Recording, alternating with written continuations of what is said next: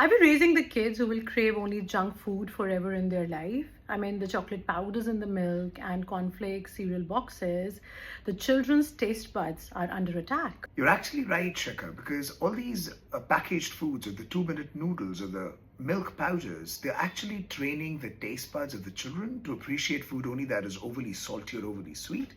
And once the children become used to these artificial flavors, they do not appreciate the natural flavors. They, in fact, find the natural taste of the food bland and boring. In fact, the studies clearly suggest that repeated intake of such artificial foods actually shifts the preference from the natural foods totally. And in fact, the adults, who grew up eating all these junk foods, all these packaged foods, the chocolate powders, they end up craving more for biscuits or packaged foods or junk foods or fried snacks. So naturally, there is this connection. So basically, you mean these chocolate powder supplements and 2 minute noodles, they are hijacking the kids' brain? Absolutely, because once the children get used to these food items, they get a lifelong craving for overly sweet and less on fiber food items.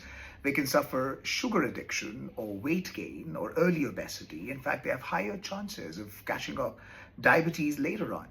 Even the doctors recommended supplements, they're actually meant for the undernourished or malnourished children and not for the regular healthy kids who, if they take all of those supplements, they end up getting extra calories, which only lead to the artificial plumpness, which is certainly not healthy and certainly not the nutrition.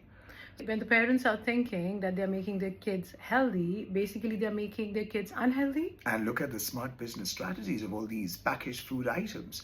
I mean, the business people, they come up with advertisements that market and promote these food items as being easier to cook, quicker to cook, in fact, being the healthier alternatives. And what are they doing is they're pushing away the natural Indian healthier items. Think of having no pohas now, no upmas, or no paranthas, no chillas. I mean, all of them are almost getting extinct. So, what's a real healthy food routine for a child then? I think we would have to go back to the regular balanced diet, the textbook prescribed old school balanced diet. Think of having 5 meals in the diet of the child, wherein, let's say, the breakfast is rich in carbs and proteins. Carbs could be the paranthas, the idlis, the chillas, and the proteins in the eggs or the paneer.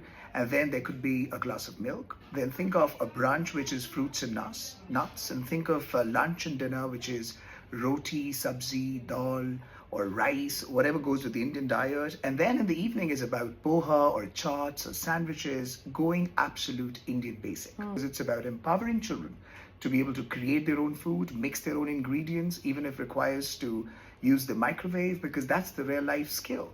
For more education and parenting,